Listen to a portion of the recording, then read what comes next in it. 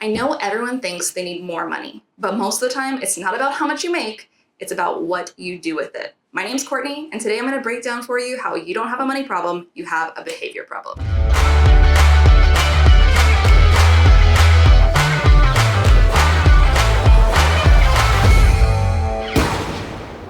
I work with members every day, and I hear all the time, oh, I just need to make more money. If I just get this raise, if I just had a higher number in my bank account. And I get it. I understand life is expensive.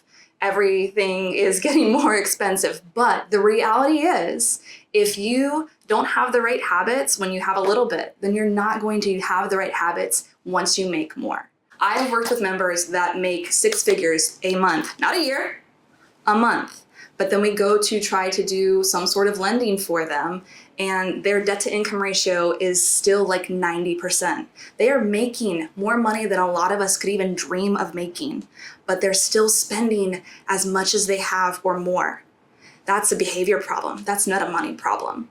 Now, one thing I want to emphasize is that if you don't tell your money where to go, it will tell you where to go. It's very easy to get caught up in having money and seeing things that you're excited about or seeing things that you want, and all of a sudden you're making these decisions that you didn't plan because you're excited about it, because you can, because you have the opportunity. But sometimes, as we have learned many times on the road, just because you can doesn't mean you should. So you must, say it with me, must have a budget. And I know that sounds boring. I know maybe that sounds like something that you think that only boring people do. But what a budget does is it gives you peace of mind. It means I know this much is coming in. You know, always go off of maybe the lower average, shoot low, but that way you can say, okay, if I get this much this month, then this much goes towards my food.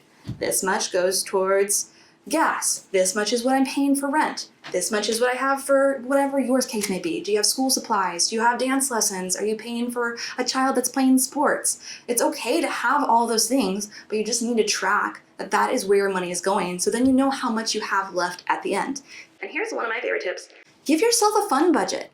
Put something in there that's built in for you to just enjoy it. Don't go crazy. Don't take your entire savings budget and move it into your fun budget. But I found that that helps my brain so much, knowing that there is money set aside just for me to have fun. And that makes it so much easier for me to build the rest of my budget, because then I don't feel like those things are subtracting from my ability to do things that come up. I'm planning ahead for things that I would want to do. And then again, that way when those things come up, I already know, like my friends invited me out to dinner that I wasn't planning to do last month. Hey, I have a budget already set aside for that. I don't have to worry about it. I don't have to stress. I don't have to check my bank account, because I already know that I am ready and I set aside funds to have fun.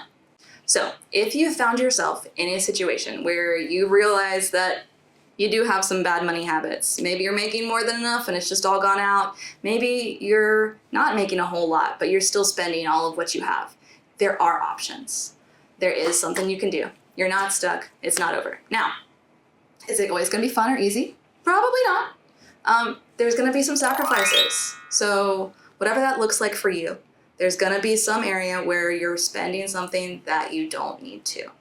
How can you either minimize that, whether it be finding somewhere cheaper to live, selling your car and getting a used one that isn't as fancy, forgoing your morning coffee run every day, not getting the new iPhone every time it drops, whatever that looks like for you.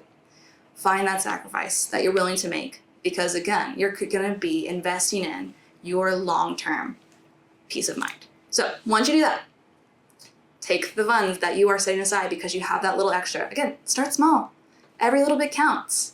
Take that bit and set yourself up a rainy day fund. We recommend at least $1,000, but what that looks like may be different for you. After that, you've already developed a habit of taking the extra. Once some savings build up, take everything extra, every little bit extra that you can, and be paying off those debts. Start with the smallest, so that way, once it's gone, once you see something paid off, the sense of accomplishment that comes from that, imagine the warm and fuzzies, that is gonna drive you to wanna do it again. And again, you're building the habits, you're building those tracks in your brain of, this is what I prioritize, this is what matters to me, this is what I wanna do. And so you're rewriting the way that your mindset thinks about money. Bottom line is, no matter where you're at, Whether you're just getting started and you're going to establish good habits, whether you've had really bad ones for a long time that you need to change, or you're somewhere in the middle. Anyone can do this. There is no magic weapon. There is no secret sauce. All it takes is choice. You can do it. You can take the first step. You can start small. You can get there. If you have any comments, drop them down below. If you have any questions, tell us about where you are on your journey. Let us know. And like, comment, and subscribe. We'll see you next time.